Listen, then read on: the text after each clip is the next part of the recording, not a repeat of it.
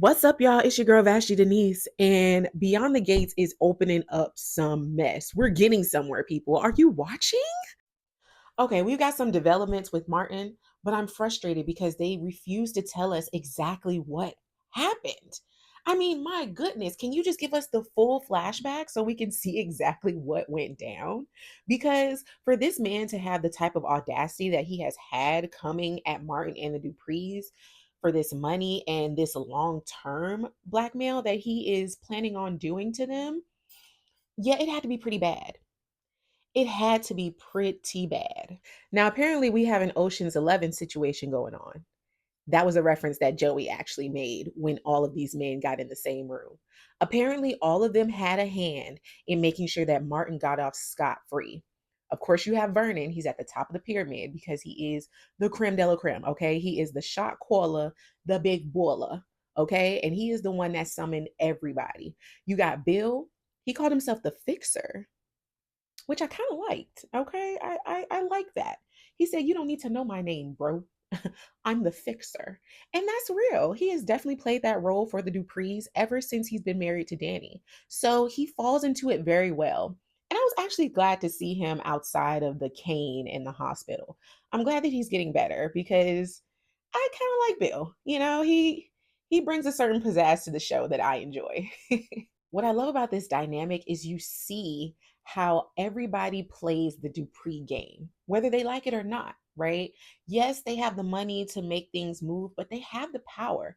Vernon has the power to speak and make everyone feel like they have to listen. And that's the thing that will constantly keep him on top. And of course, all that green in his bank account.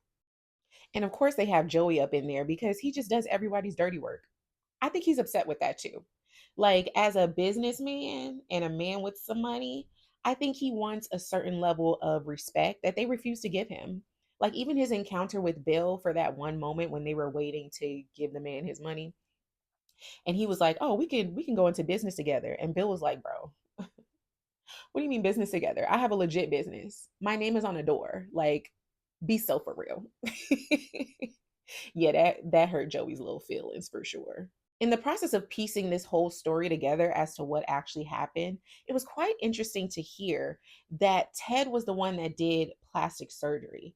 So, Bill, when he was talking to the guy before he gave him the money, he said, "So, are your ears okay? Like, are you having ear problems? Oh, so you don't have a hearing problem." And yeah, that was a little jab, but he was referring to the plastic surgery that Ted gave him. So now I feel like it wasn't the brother, it was him. I believe that Martin had a flat tire or he ran that man over. I think he ran that man over and he called Vernon, and Vernon called the squad. They made sure that the crime scene was taken care of by the police officers. They made sure that he was scared enough by Joey and his goons. They made sure that he was in tip top shape. That was Ted's part. And Vernon paid everybody to make sure that it went away. And that's one hell of a group, okay? If you got this team behind you, yeah, that man ain't got a chance. I don't even think he's gonna have a chance to spend that doggone money. It's always a great time when Miss Anita Dupree decides to grace us with her presence, okay? I was a little bit scared with the fact that she's been out of town all week, even a little bit of last week. And I'm like, okay, girl, if you're filming on another show, that's totally fine, but please don't leave us. Please don't leave us. We need you. We need you. And it shows from that scene. I love how they had everyone come in and converse with her and kind of have a confessional to where she was able to give them wisdom and guidance, especially what she said to Nicole. Okay, because Nicole has really been spazzing lately. The sisters are on the outs because Danny finally came clean to Nicole and told her that she's sleeping with Andre. And she reacted the way that everyone thought. Yeah, she spazzed out. She fully spazzed out. And she told Danny that she was being reckless. Was she wrong? Not really. Danny is being a bit reckless with Andre's heart. But was that her place to do that? No. No, she could have just been a supportive sister, but she took it as an attack on her. She said, "Oh my God, everyone's just lying to me." Why does everyone feel comfortable lying to me? Which is fair. It's definitely fair for her to feel betrayed. But like Anita said, she needs to redirect that energy to the people that actually betrayed her, which is Ted, Leslie, and Eva. And even her beef with Ted, we need to wrap it up a bit, okay? Ted and Nicole finally had a long overdue conversation. Now, the way that he read Nicole was so needed. Oh my goodness. When he called her a perfect princess and told her to come down off of her little pedestal, exactly. Exactly that. Exactly that. Because everything he said was true. Everyone has been stepping on eggshells around her because she feels like everybody's supposed to be perfect. Like, girl, it's exhausting. And until she understands that she's human just like everybody else, she's never going to be able to get over all of this because she never had a perfect life in the first place. And the fact that she convinced herself that she did shows that he could never fully be honest with her, anyways. And yeah, she's getting a huge dose of reality right now, but it's obviously long overdue. And I'm gonna need for her to come back to earth so that she can help her children. Okay. Because Martin for sure is gonna need some serious therapy after everything that's going on. Andre and Ashley are going on a date, y'all. This is not a drill. This is not a drill. It's actually happening. I was good with Ashley and Derek breaking up. Like, please put that man out of his misery. Okay. He proposed to you. There's nothing more that he could have done. Like, you obviously didn't want him, so that's fine. But now that she's about to rebound to Andre, this is a problem. This is a problem, okay? Because Andre actually does like her. And I do feel like he's walking into another situation with another woman that's never going to be fully his. And until he understands that you can't just play one role and hope that you can become everything to someone, until he puts himself first in all of these situations, it's just going to keep getting worse.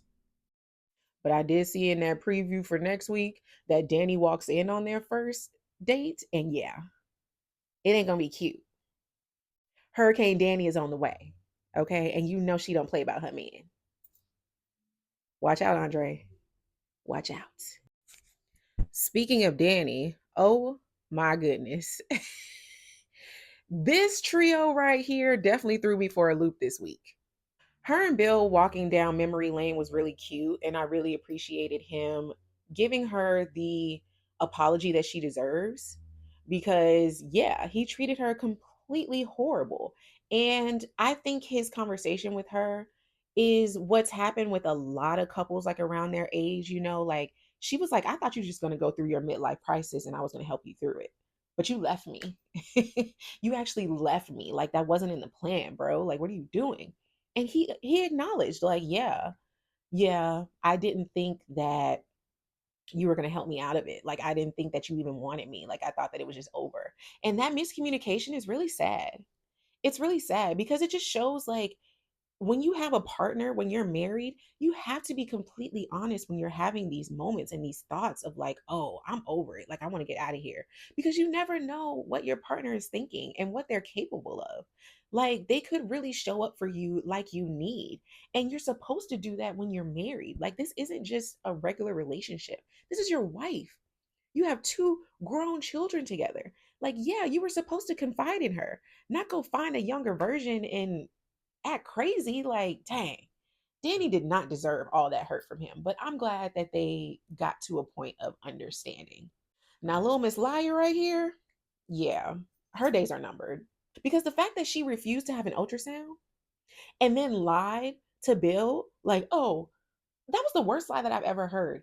Oh, they took the ultrasound and they said they were going to email it to me, so I'll play it to you when I get the email. Girl, you're supposed to be currently pregnant. They need to wheel in that machine right now. It takes 2 seconds to put some jelly on your stomach and hear the heartbeat. You're not pregnant. I need Bill to wake up. I need Bill to wake up, okay? Because Haley is definitely putting on for this pregnancy, like for real. She's really delulu to the point where now I'm almost convinced that this was always her plan. Like she never really was friends with Naomi at all. She always wanted Bill. She always wanted Danny's life because the way that she's moving, why is this pregnancy even relevant?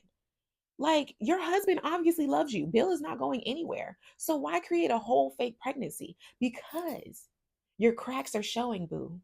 Your cracks are showing, and you're afraid for him to figure out who you really are, which is a manipulative psychopath. And isn't it funny that next week, Miss Haley and Miss Leslie are going to be conversing, kikiing, trying to become friends? She's a sneaky one right there, boy. She's a sneaky one for sure. There's so much going on beyond the gates that I didn't even get to everything.